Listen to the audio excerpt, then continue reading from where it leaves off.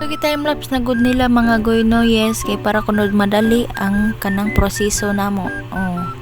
Pero dili na dali no, ang pagbutang na gani sa chemical, dili jud dali pagbutang.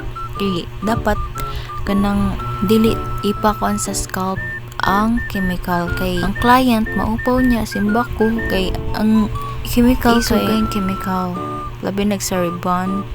Yes, so shout out dai ko sa mga classmate na ko dira nga nitabang. Yes, mga kagrupo na ko nga kuan kugihan pod. Yes, so dili day lali mag-rebond sa kay kadaghan pod ang proseso niya, baho pagod kay chemical, bullshit man day. So ang first step good ani no kay shampooing.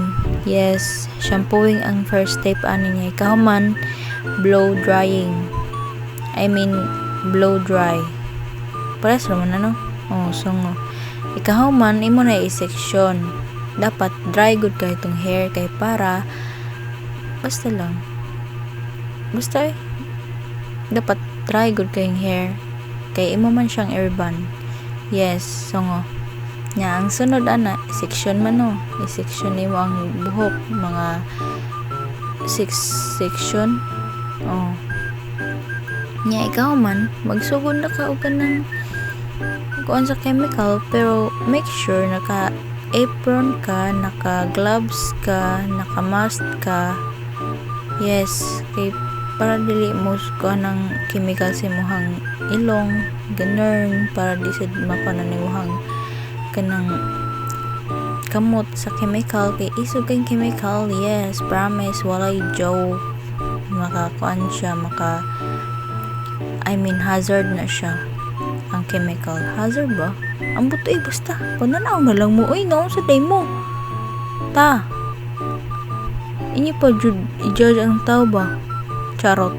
Basta kung mag DIY gani mo, riban mo dira much better kung mutan-aw mo og YouTube o unsaon. Dili magkuhan-kuhan remind lang. Dili mag buot-buot o butang dira kay dili in town mo expert no. Yes, kung maunsa pala ng ulo sa inyo hanggi kuan-kuanan dira kamo pa isadan. Dapat inyo i-make sure nga kanang kuan kanang DIY ninyo dili mo makasakit sa lain. kay sakit kay ito yung gibuhat sa charot. Broken ang inatay bisag di broken. Charles. So diri na lang ta kutob diri kasi diri na lang kutob pagitan na human. So ako ipakita ang result guys, tora ay kani ang result. So bye, thank you for watching. Love you. Sunod na pod. Follow for more.